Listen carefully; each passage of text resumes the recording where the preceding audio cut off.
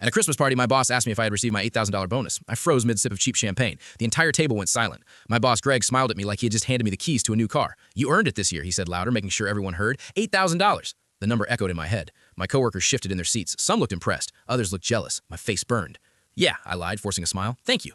But I had not received anything, not a cent.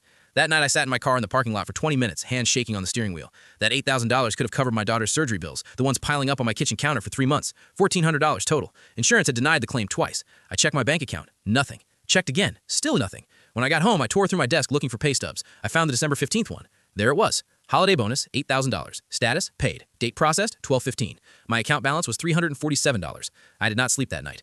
At 6 a.m., I emailed HR explaining that my bonus showed as processed but had not been deposited. The reply came within 20 minutes. Sometimes larger amounts take 3 to 5 business days. Please wait. I waited a week. Nothing. I waited 2 weeks. Still nothing. On January 4th, I was in the break room when my coworker Ashley mentioned her bonus. Got it the same day, she said. Hit my account like 2 hours after processing. My stomach dropped.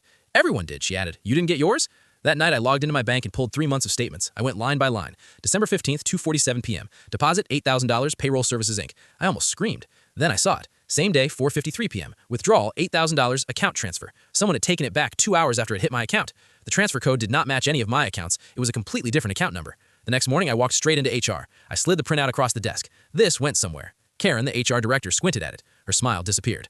"I'll need to check with payroll." "It was deposited and withdrawn the same day," I said. "That's not a delay, that's theft." 2 days later, I was called into a meeting. Karen was there, Greg was there, and a woman from corporate I had never seen before, from internal compliance. She did not waste time.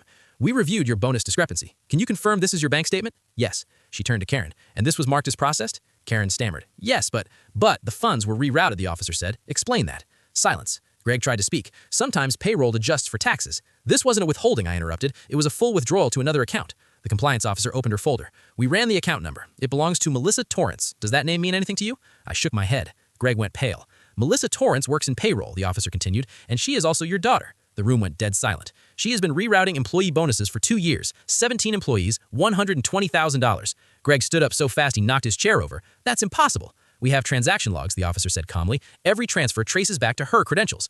I could not breathe. My boss's daughter had been stealing from us, from me, from people just trying to survive. The officer turned to me. "You will receive your $8,000 by the end of the week, plus the 2 prior years you were also affected. $6,500, $7,200. We are filing criminal charges." 3 days later, the money hit my account. All of it. $21,700. I paid my daughter's surgery bills that afternoon, bought groceries without checking prices, bought her the winter coat she had been asking for. Greg was fired the following Monday. Melissa was arrested that Friday.